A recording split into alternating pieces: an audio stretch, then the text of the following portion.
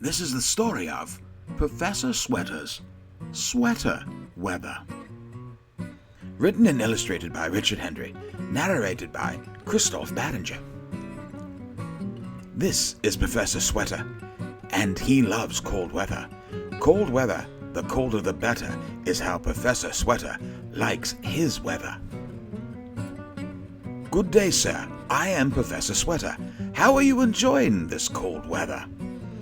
It simply does not work for me, said the man named Mr. He. This cold weather makes me have to pee. Well, perhaps you'd like it with more coats, or perhaps some blankets and some ropes. No, I would not like it with coats, blankets, or ropes, you see. This cold weather makes me pee. Maybe if you were under a goat that had a warm, flabby skin and a large wool hat that covered you both, then you could, and love this cold weather, then you would.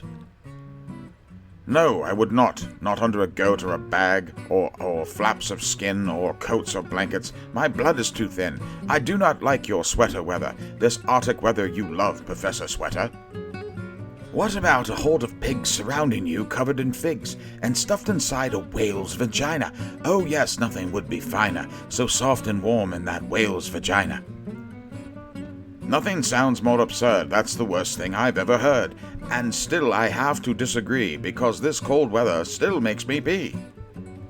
But what if that whale was caught in the Sea of Japan, and then killed and cooked and packed in a can, and then sent to Chicago, mislabeled as ham, to be used in a banquet for the King of Siam inside a volcano? Oh, hot damn, would that work for you, you silly chilly man?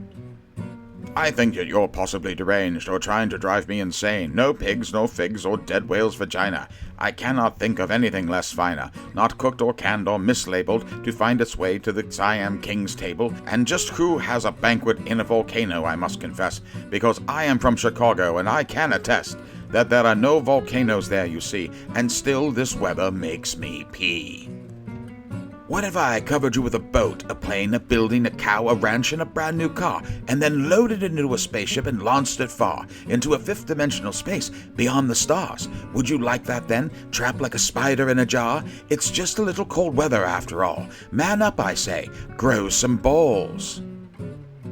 I find your questions both obtuse and childlike, and now I would like to see your head on a spike. I told you that it makes me pee. Now leave me alone and stop bothering me.